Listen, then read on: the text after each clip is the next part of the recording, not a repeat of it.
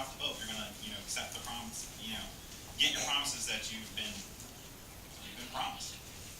We're going to be in Numbers first. We're going to be in Numbers chapter 13. And we're going to talk about, accepting what God has given you and stop, chapter 13. Okay. So we're going to start off in verse 25. And what's happened prior to this is God told Moses to, hey, send one person from each tribe into the promised land. Scout it out, see how, see where all the cities are and things like that. And bring some fruit back with you. And so they did. And so, 25. And they returned from spying out the land after 40 days. 40 days seems to be a very common theme in the Bible, a very common number. Moses was on the mountain for 40 days, 40 nights twice. Because the Israelites wanted to be stupid. Then you had Jesus went in the desert for 40 days. They roamed, they were in the promised land for 40 days. So 40 days seems to come up a lot. Why that's significant? But hey, it's one of those numbers that happens and comes up a lot. Noah, flood happened for 40 days and 40 nights.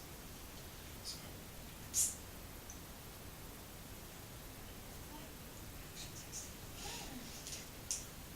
we have enough Bibles.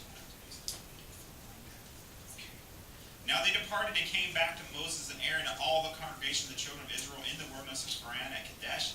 They brought back word to them and all the congregation and showed them the fruit of the land. Now they have described this fruit as, they put it on a pole. This cluster of grapes on a pole was carried between two people, so that's a lot of fruit.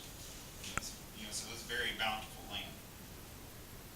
They told him and said, we went to the land where you sent us. It truly flows with milk and honey, and this is its fruit. Nevertheless, the people who dwell in the land are strong. The cities are fortified and very large. Moreover, we saw the descendants of Anak there.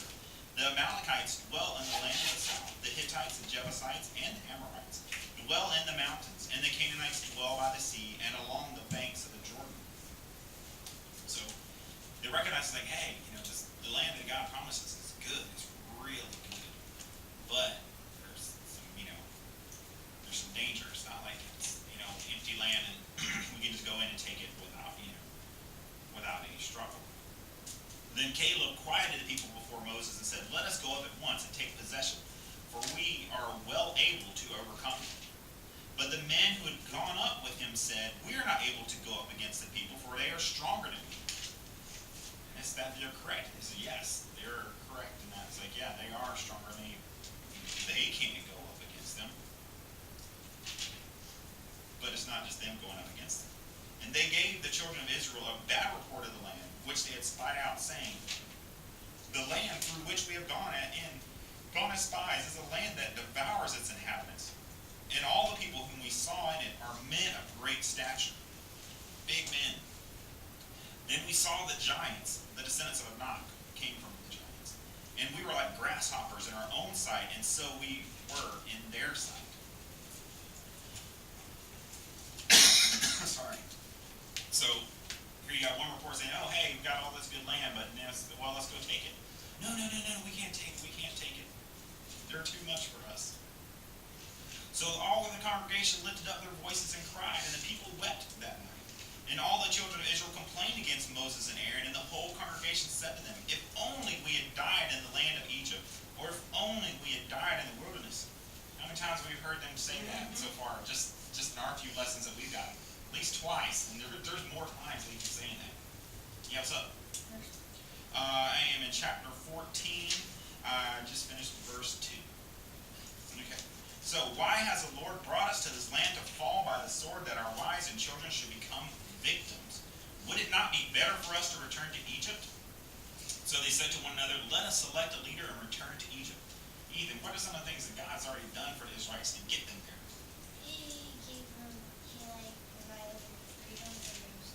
Okay, and how did he do that? How did he provide freedom for these slaves? Being slaves.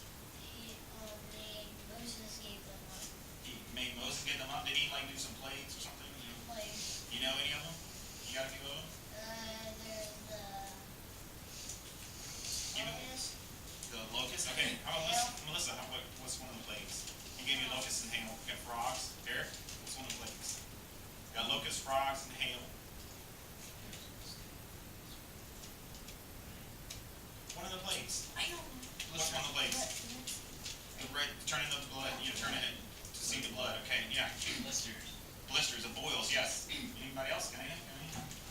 What, you got something else? It was the, wasn't it the darkness? Darkness, also, Death upon the first. The, what's it called? The, firstborn! Firstborn, yes. Firstborn. The How about something that will make you really itchy? Remember those? Lice. Lice. Lice. I said flies, but Well, there's flies too, yes. That's right. And I said the... So he did all that just to get him out of Egypt. Then what did he do once he got him out of Egypt? He came to the Red Sea, and what happened when he got to the Red Sea? Split the sea apart, and then what happened once the Israelites got across? All the Israelites are on the other side. They are in the... Yeah, and the sea. Egyptians that were in the middle of the sea, dead. You had to leave a few of them alive because, hey, somebody had to tell the story, right? But not many got left alive. So after that, then what happened? He do something with a rock? We learned that once. Oh, whenever he throws stuff at it, He hit the staff with, hit the, and rock. then it grows people on. It grows people on. Right, and like how many times you hit a rock with, a stick, and did it, bring forth any water? No. No, And also not usually. there's like tons of crops of wheat. So Yeah. they Okay. Did he make bread on the ground? How's it gonna be? You ever went out and picked up, They had a picnic. Yeah, they had to cook it, but I never went out. I don't know about you, but I've never been outside and picked up some stuff off the ground and baked a loaf of bread with it in the desert. Where everything's dead. Where everything's dead. So God has already done all these things to them, and of course He's also done even more that you'll learn later. And yet, what happens? Like, oh, we can't do this.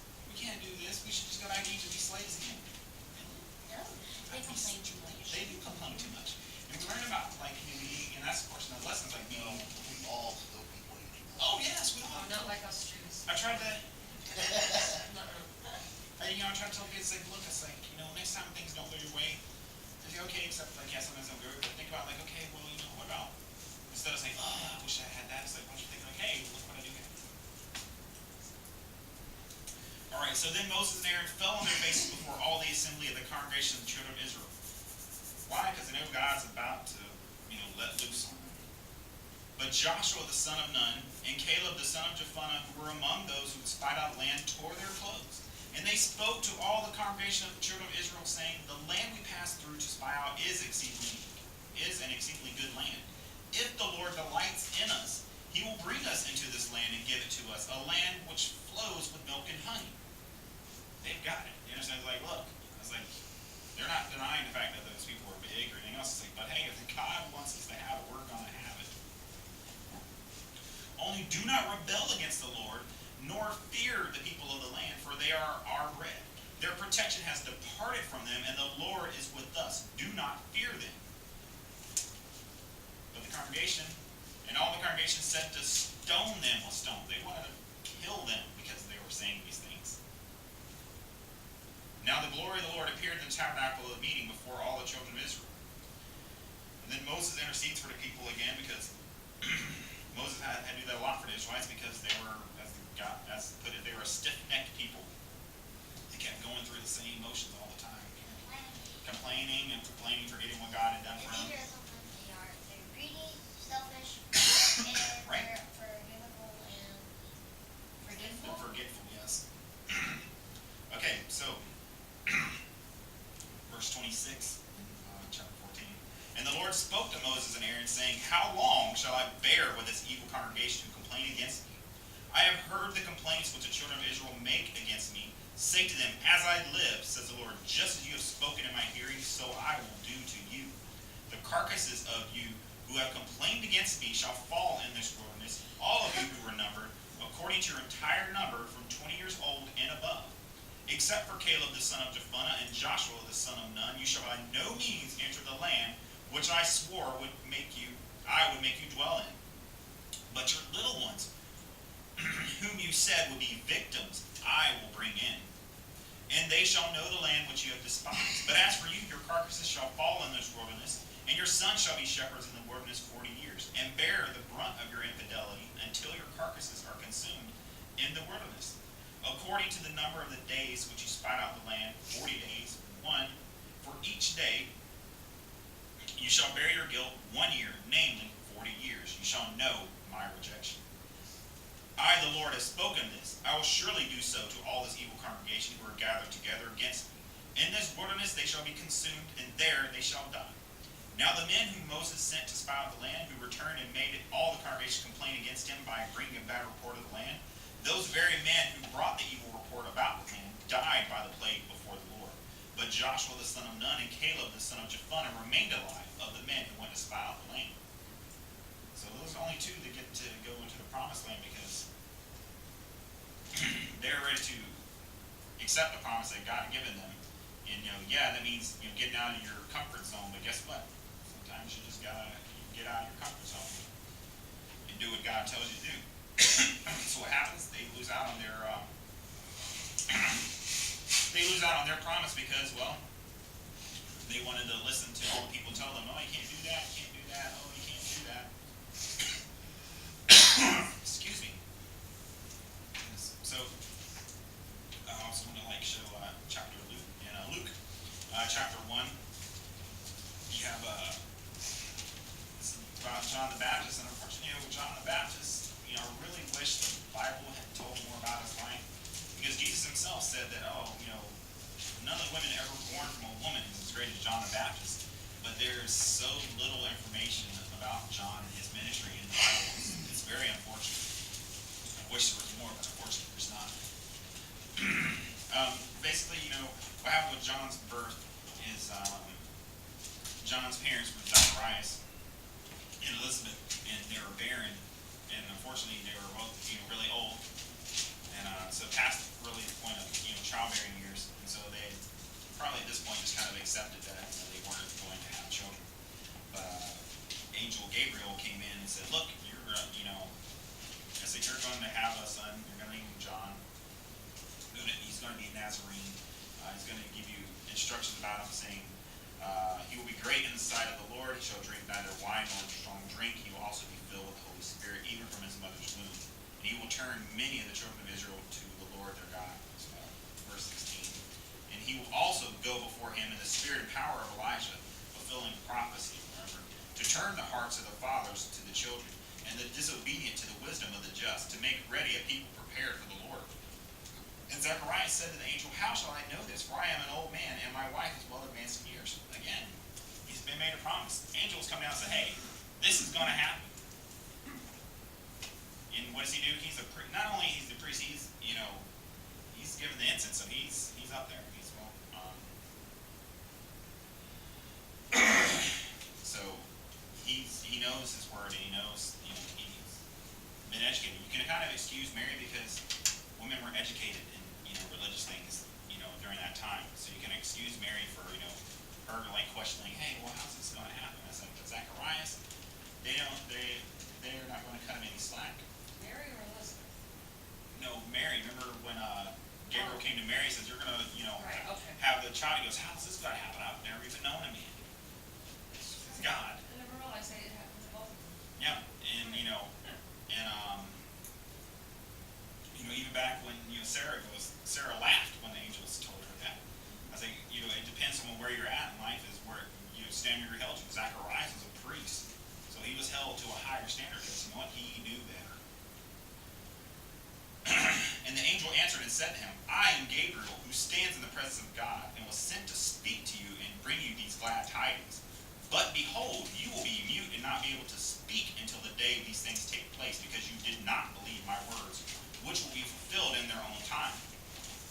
It's kind of harsh, but in a way it's, hey, did it to himself. God, angel appeared for me and said, hey, you're going to do this. Like, oh, okay. I don't know that I would even be able to speak really, but really the inspiration for this message is I listened. I was on my way to the job interview that I have, the job I have now, and the voice of Truth came on, and it really got me because you think about the promises God's given you, and sometimes we're going to go through, of course, Peter, sort of Peter's like, you got to get out of the boat. And I'll be honest, it made me man cry a little bit, something in my eye, for a minute, it was man cry. You don't like just boo and tear up, and you get a little, emotional, a little teary eyed. That's man cry, right, Brian? I was ready to say that. Huh? Does man cry? Just a little. I know, I've seen him cry like a little girl. He cries all the time. Well, anyways. So,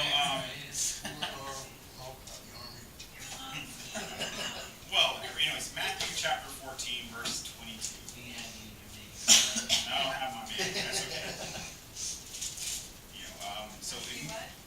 Matthew chapter 14, verse 22. And immediately Jesus made his disciples get into the boat and go before him to the other side while he sent the multitudes away. That would be an interesting conversation and say, look, I want you to get in this boat and go over here. Hey, but how are you going to go? How are you going to get there with us? What? 22. Imagine I had a good conversation that Jesus had with them to get them to just basically leave him. Because there was no, public transportation, there was no cars, there was no, you either walked, you sailed in your boat, or you had like maybe a donkey. And that's if you had the money. So Israelites, especially Jesus' disciples, they walked places. So the only mention of Jesus riding anything was, of course, when he rode into Jerusalem on the donkey. So. And when he had sent the multitudes away, he went up on the mountain by himself to pray. Of course, it's meant for our need to. Sometimes you just need to get by yourself and get in your prayer closet and pray to recharge. Now, when evening came, he was alone there, but the boat was now in the middle of the sea, tossed by the waves, for the wind was contrary. Now, in the fourth watch of the night, Jesus went to them, walking on the sea. And when the disciples saw him walking on the sea, they were troubled, saying, "It is a ghost." And they cried out for fear. But immediately Jesus spoke to them, saying, "Be of good cheer, it is I, do not be afraid." And Peter answered him and said, "Lord, if it is you, command me to come to you on the water." So he said, "Come." And when Peter had come out of the boat, he walked on the water to go to Jesus. But when he saw that the wind was boisterous, he was afraid, and beginning to sink, he cried out, saying, "Lord, save me." And immediately Jesus stretched out his hand and caught him, and said to him, "O you of little faith, why did you doubt?" And when they got into the boat, the wind ceased. Then those who were with him in the boat came and worshipped him, saying, "Truly, you are the Son of God." Now, I like you raised a church, and I've read this story many times, and I was like, "Oh, Peter." But you know what? I looked at it differently, and it's like, it's really not about, Peter getting out of the boat and, taking his eye off, it's not just about that. It's not about Peter just getting out of the boat and, sinking because he took his eye off God. It's about the 11 other disciples that didn't have the gumption to get out of that boat. So the boat represents, whatever's safe in your life. Like the Israelites back in, back when they were, still in the wilderness, they didn't want to go in the promised land because the wilderness in Egypt was safe. They know what the wilderness in Egypt is about. But the promised land is kind of scary. It's unknown. It's like, what are we most scared of? We're most scared of the unknown. We're scared of things that we don't know. We don't understand. It's like, but if God's asked you to come out there, you really don't have anything to worry about. Peter would walk on the water because God said, "Yeah, sure, come out here, no problem." And that's really my message tonight is, get out of that boat. I was like, sometimes you got to do things that are, not going to be, it's not always going to be comfortable. It's not. Wish it was. It'd be great if it was. But it's not. And that message, that really spoke to me, because I was in I'm in a position now, it's like, that's just definitely out of my comfort zone. I was like, working for, a commission job, it's definitely out of my comfort zone where I ever wanted to be. But I got to be obedient. God was calling my name, so hey, I can't just stay in my boat. I got to get out. I don't want to be like these 11 other guys. Like, I might get wet, but at least, I did something. And the question today is, who are you going to be? You're going to be the 11 that want to stay in the boat because, the boat's safe. It might smell a little bit because it's a fishing boat. It might stink, in your situation. It's like, but you know what? You're secure in that situation. This may not be the greatest. It may kind of stink, and it definitely isn't, my favorite place to be, but it's safe. It's, it's protecting me right now.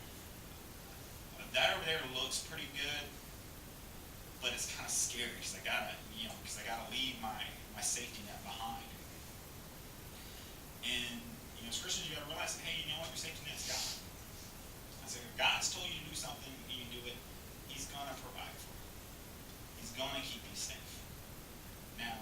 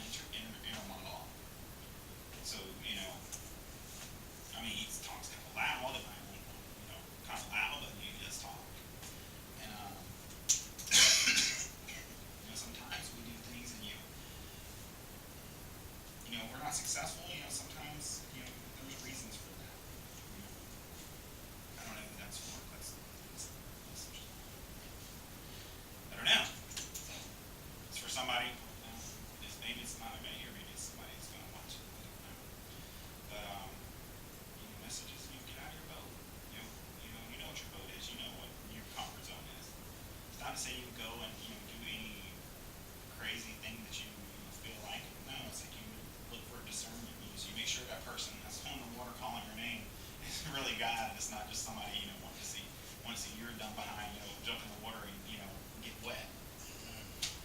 So, use discernment. You make sure that person you're getting out of that boat for is God, and that's is what He promised you. Because, what happened to the Israelites is like, okay, they didn't want to go in a promised land because God, because they were scared of the people. And God said, okay, fine, you're not going, you're going to go to the wilderness again for 40 years. Well, then what did they do? Well, you guys know, and you probably, most of the adults in here already know the rest of the story of that. They decided they were going to go anyways. Like, okay, we got it. We're sorry, God. We're going to go in there and take our promised land. What do you think happened to them? And they got their butts kicked. That's what happened to them. They got their butts handed to them, and they ran home. They ran away into the desert. Why? Because God had taken that promise away from them. It's like, oh, no. I gave you the promise. I gave you that promise. You refused to get out of the daggone boat. Guess what? You're not going. It's like you're not going. Look at the 11 other disciples. They could have had a party out there in the water. They could have had all 12 of them out there in the water. But no, who's in the Bible is the one that walked in the water with them? Peter. Because Peter's the one that had the, fortitude to, go out into the unknown and go do that. And that's why God changed his name to Peter, because he's the rock. He's, built his church, based off of Peter. It's crazy with it, but that's different, different message for a different time. But I just encourage you,